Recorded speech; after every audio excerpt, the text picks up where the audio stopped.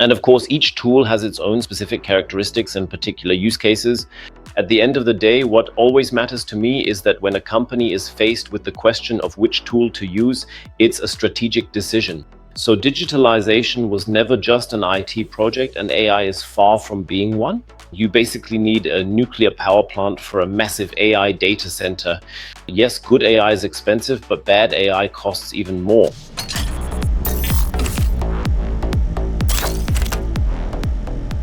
Hello and a very warm welcome to all of our dear listeners and viewers to a brand new and exciting episode of our podcast Digital.Decoded with your hosts André and me.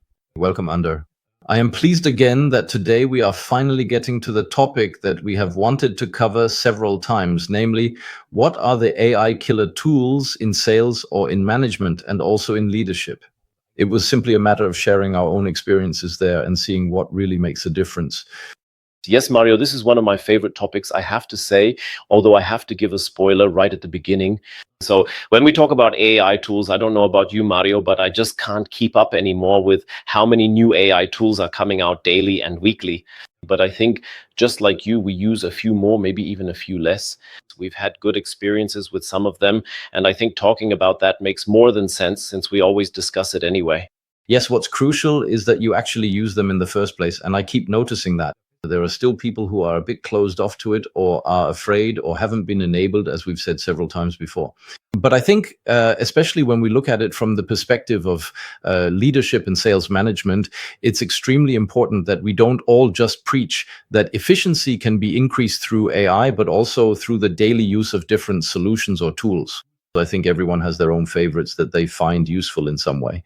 They don't even have to be the best ones. When it comes to AI, I often think back to Windows back in the day. Windows was never the best technology, but somehow it has prevailed to this day. Yes, and for example, I personally use ChatGPT from OpenAI a lot.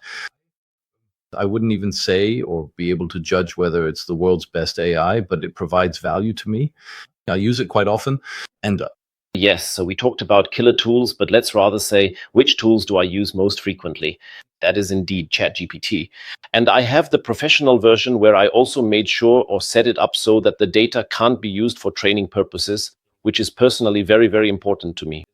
Of course, I also use Microsoft Copilot, not just because I used to work at Microsoft, but because in my view, the tight integration with the entire MS Office suite is simply unbeatable. And I mean, we're both heavy Teams users. Just the possibilities you have in Teams when it comes to things like logging and now also real-time translation, that's unbeatable and really makes my work easier. Maybe I'll just quickly go back to ChatGPT for a moment, Mario. So considering that both of us are authors, we have both successfully written books, and I can say for myself that I would absolutely never let ChatGPT write a book for me, primarily because that's just not my personal standard for what I consider to be true authenticity. But you know, sometimes I do feel this way, and I'm wondering if maybe you do too. A perfect example is a LinkedIn article. You have something in mind, you write it down, and then you just discuss that draft with ChatGPT to see where you might be able to improve it. Did I forget anything? Are there any phrases that could be improved? So using it as a kind of sparring partner, I really find that genuinely helpful, I have to say.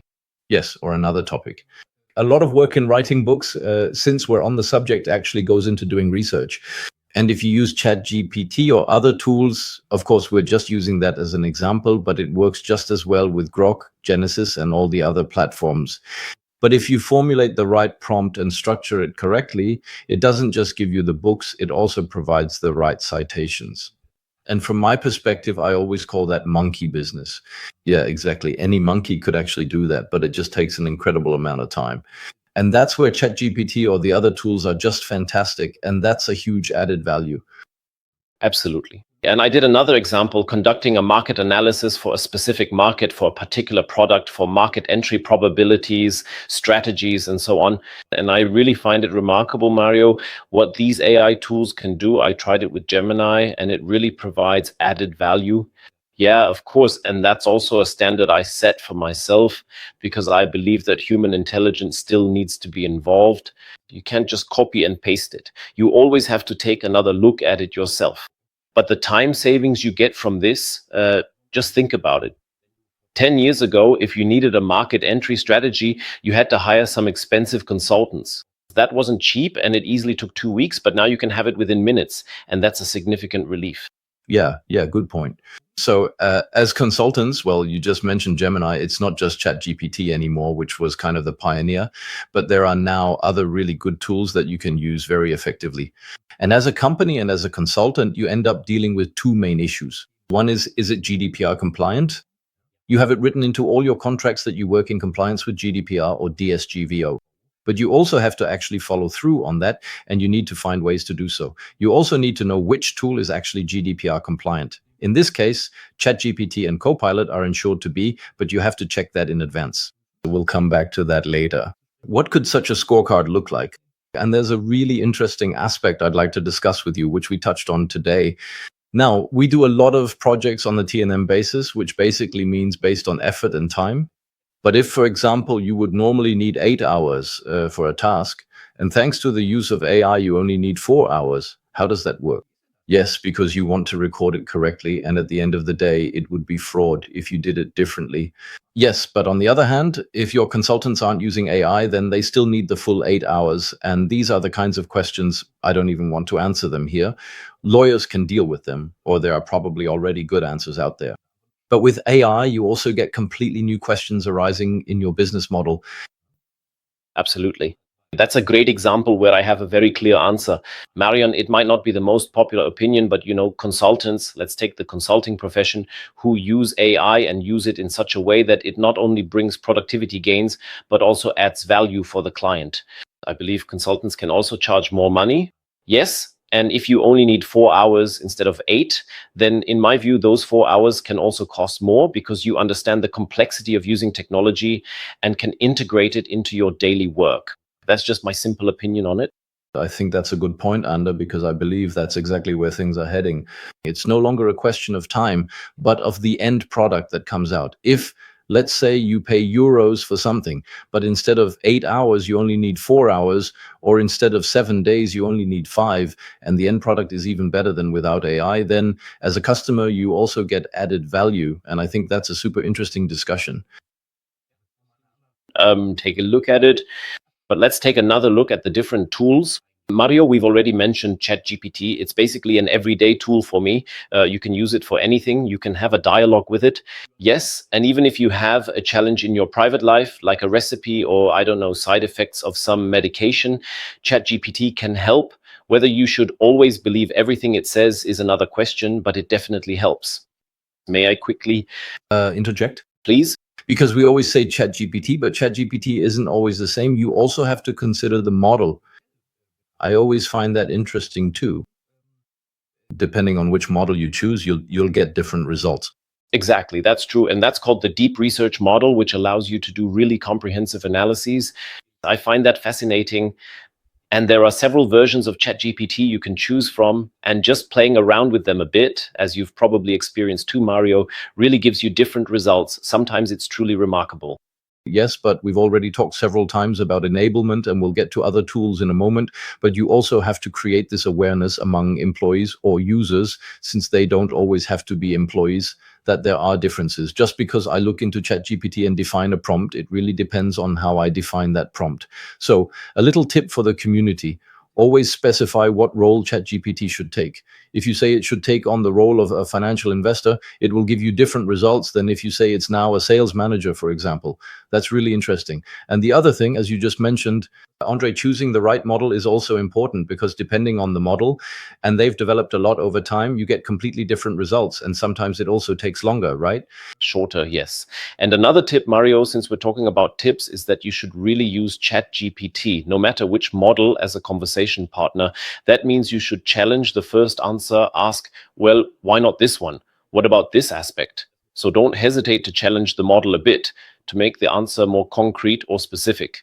But now back to ChatGPT from OpenAI. There are different models available there, and now also Sora for video editing. That's no longer separate. It's now integrated into ChatGPT, but there are different modules or extensions that you can also select there. Yes, it can. It's a super capability that was just recently added. Totally. And it's also great that you mention it, Velo 3, in terms of performance and the truly phenomenal results it produces. That's on a whole different level compared to OpenAI Sora. And that's really the race that the different providers are running. I would never go so far as to say that Velo 3 is the be all and end all right now, but let's wait and see what happens in the next few weeks when the next one steps up. And then the race starts all over again. I think it's Veo, Neo, or Velo. You're absolutely right. Before we get a bunch of negative comments. But I think earlier it's easy to get confused these days. André, there are just so many tools now. I think I also misspoke earlier. I think I said Genesis instead of Gemini. So it's called Gemini and Veo. You were just thinking about the music. But it's really true, as you mentioned, there are so many now and things are developing so quickly, and every provider, just to name a few others, otherwise people will say again that we're such Microsoft fans. So for example, there's Salesforce Agentforce. There are AI tools from ServiceNow, from SAP. There are also AI tools from HubSpot, which are, of course, becoming more and more integrated as well. That means often you don't even realize anymore that you're working with AI because it's already built in, embedded AI. And Microsoft Copilot is really well integrated into the Office suite. Oh, great. So, but now we've completely forgotten about Meta AI. Yeah, and then there's also Grok from Elon Musk. So I think now at least we've mentioned the big ones. Yeah, and there's also Trophic with CL.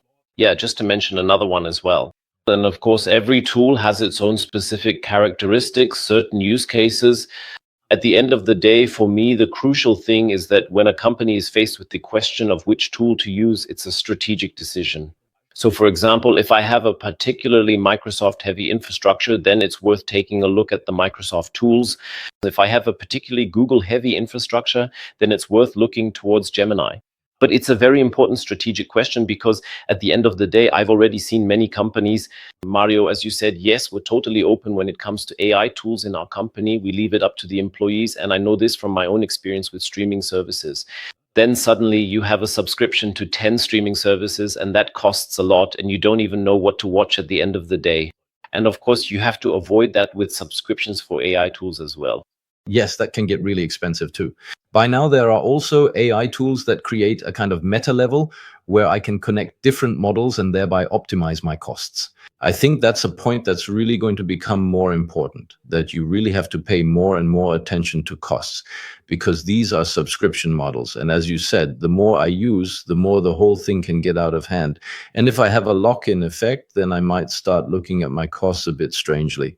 That is absolutely correct. And, this cost aspect is something that we genuinely cannot overlook.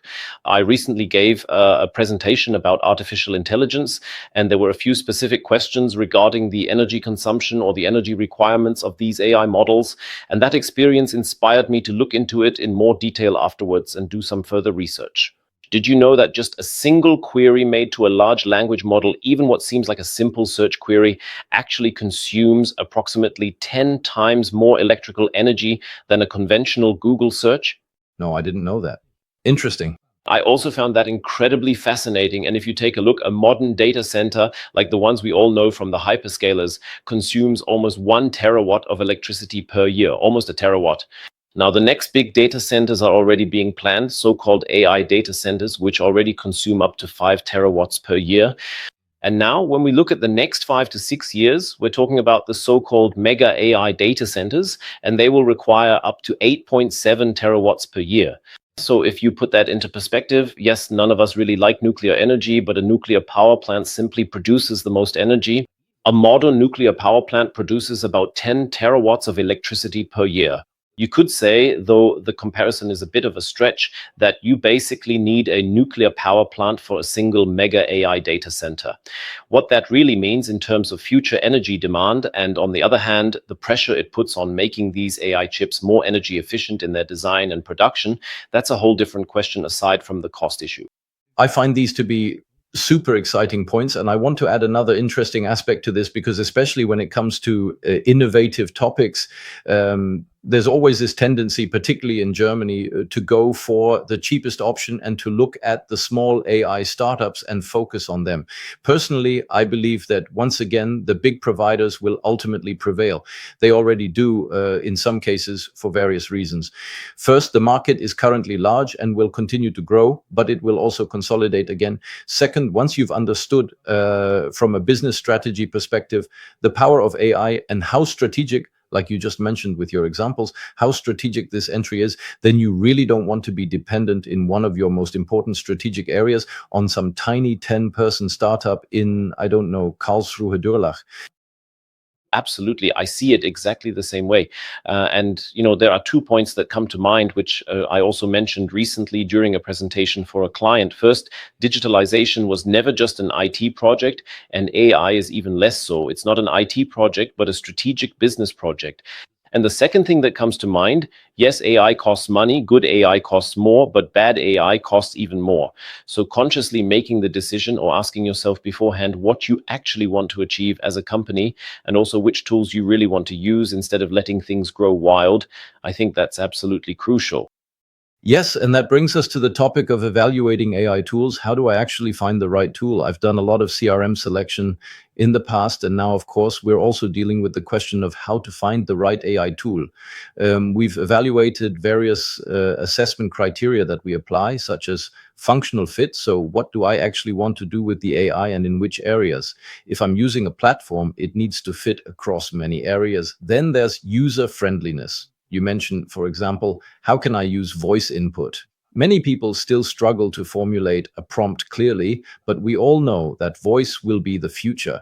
Then is it integrated? Can I reliably access my data wherever it's stored?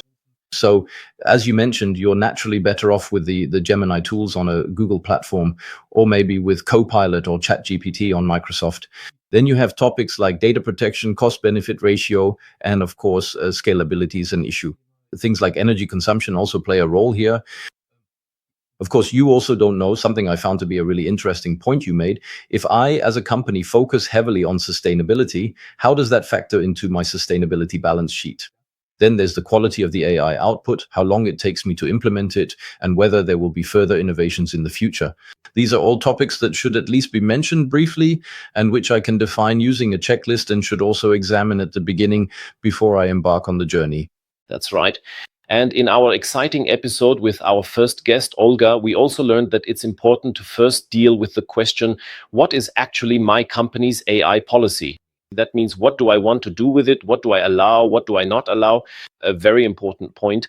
And I think starting out this way makes more sense than just saying, well, let's just use a bit of ChatGPT, a bit of Gemini. Oh, we also have Copilot. And if someone wants to use something else, then sure, let them use something else too. And then the topic. We also had copyright, and that's also a question. What happens if, like us as consultants, I create IP using these AI tools and then sell it accordingly? What copyright claims can I actually assert in that case, and what can't I? There are so many aspects to consider. That's absolutely right. The complexity on the one hand isn't getting any less. That's perhaps the bad news. The good news is there is help available. That means there are many people who are knowledgeable in this area, and by now there is also practical experience on how to approach such an AI strategy, what steps to take, and which tool is best for a company to use. And I believe that companies would be well advised to seek out this help, to approach it strategically, not to see it as just an IT project, to ultimately choose the tool or tool set that fits the company, and to empower their employees. I consider that extremely important. What do you do with AI and what do you not do with AI? And I think starting out this way makes the most sense, rather than just taking a scattergun approach and having everyone use it all at once. Now, we've decided to keep things a bit shorter today. Dear André, let me sum things up. There are a lot of tools out there. AI has now become strategic, which means you really need to consider not only relying on startups, but also looking at which platforms you already have in-house and how you can best utilize the data you possess. Of course, you should also make sure everything is GDPR compliant. You should also, I'm not going to repeat the evaluation criteria now, but really pay attention to them before diving into the AI topic in order to structure it properly. What is actually the right AI platform, especially for a company? So here, I'm not talking about private individuals at all. And of course, as you mentioned, Enablement, really making it clear to employees, including how a prompt works, but also that different models within the various tools can produce different results. And that's when it all comes together. I hope that today we were able to shed a little light on the subject and not just talk about AI in general, but actually got specific, looking at individual tools, including the ones we use ourselves. I think we also shared a few tips. And with that, all that's left to say is stay human. Exactly. Stay human. Thank you very much. See you next time.